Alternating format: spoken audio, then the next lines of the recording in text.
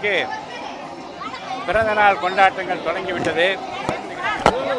நம் வீட்டில் இருக்கிற ஒருவருக்கு பிறந்த நாளை எப்படி மகிழ்ச்சியோடு கொண்டாடுமோ அத்தகைய மகிழ்ச்சி இன்றைக்கு இருப்பதை பார்க்கிறோம். 1000 விளக்கு தொகுதியிலும் பல்வேறு நலத்திட்ட உதவிகளை துவக்கி வைத்து குறிப்பாக இன்றைக்கு 1000 பேருக்கு அசைவ உணவு விருந்தளிக்கிற நிகழ்வு தொடங்கி வைப்பதில் நான் மகிழ்ச்சி அடைகிறேன்.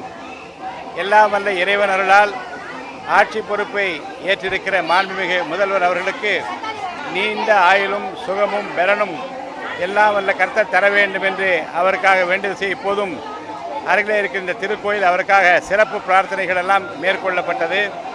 அதேபோன்று பல திருச்சபைகளிலும் மசூதிகளிலும் ஜாதி மதங்களை கடந்து எல்லா மதத்தினரும் அவர் நீடூழி வாழ வேண்டும் என்று இறைவனை பிரார்த்தித்துக் கொண்டிருக்கிற தன்மைகளை காண முடிகிறது.